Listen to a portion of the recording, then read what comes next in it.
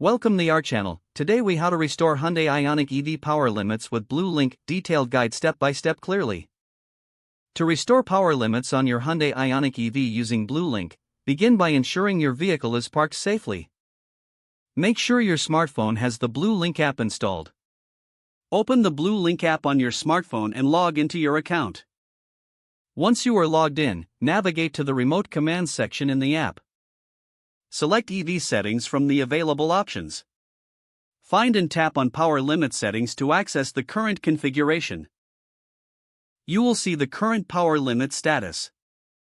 If the power limits are set, choose the option to restore them. Confirm your selection by tapping on Restore to Default or similar wording. Wait a moment for the app to process your request. After the restore process is complete, review the updated power limit status to ensure it reflects your selection. If necessary, perform a quick check of your vehicle's performance to confirm the power limits have been restored. For any issues or questions, refer to the help section of the Blue Link app or consult your vehicle's manual. Remember, you can always manage your power settings through the app whenever needed. If the page does not load, refresh the browser or try again in a private or incognito window. Make sure you are using the correct email address, then retype it carefully to avoid small typos. If your password is not accepted, use the reset option and create a new strong password you can remember. Check your spam folder for verification or security emails, then complete any requested confirmation steps. Enable two-factor authentication if available to improve account security and reduce unauthorized access risk. After signing in, review your profile details so your contact information and settings are accurate and current.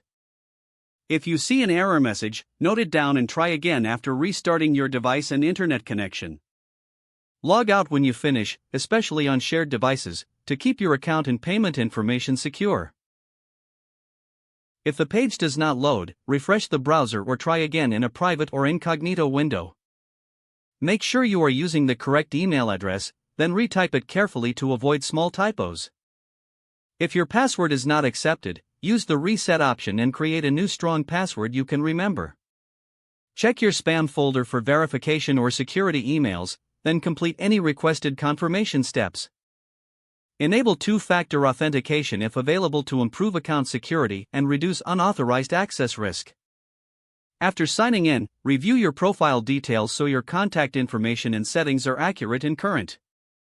Don't forget to like this video and subscribe to our channel for more step-by-step tech guides.